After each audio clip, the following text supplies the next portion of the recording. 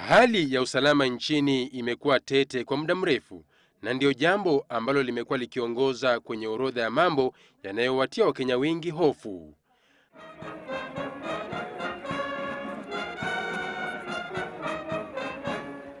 Na hivyo ni kwa fahamu hii ambapo Rais aliungana na viongozi wakuu wa usalama nchini kuzindua mpango unaonuia kuleta mabadiliko makubwa ya haraka katika sekta ya usalama nchini kwa kipindi cha siku 100 zijazo. Kila kitu tikeke, kila siku tikeke. Rais Kenyatta alirejelea swala la ufisadi na kutoa onyo kali kwa maafisa wakuu wa usalama wanaoendelea na ovu la kupokea hongo ili kutoa huduma zao. And when I address the issue of corruption, more so I am addressing the issue not necessarily of the small officer, petty of ya kuchukua hapo hongo kidogo kidogo. Kwa sababu huyu anachukua kwa sababu mkubwa anachukua. Ufisadi umelaumiwa kuchangia pakubwa ukosefu wa usalama, Rais akiahidi kukomesha.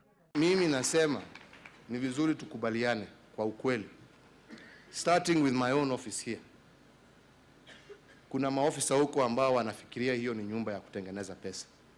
And we must agree that that now must come to an end. If you have been given that responsibility, that budget is not supposed to be shared between you and your friends.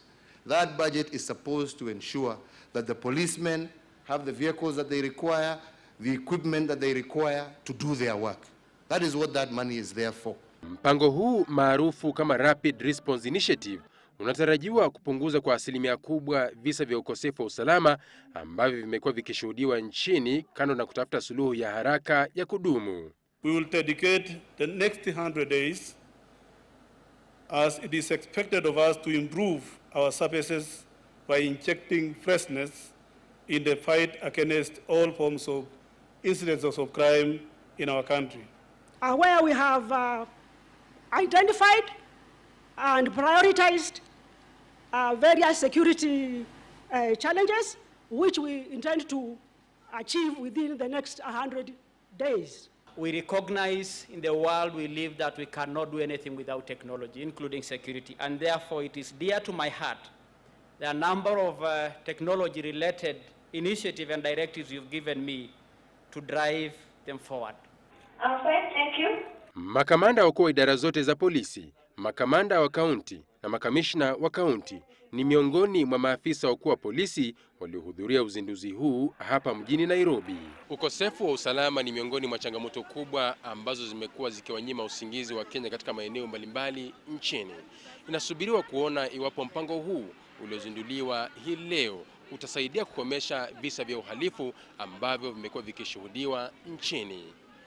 Patrick Njendi, Citizen Nipashe, Nairobi.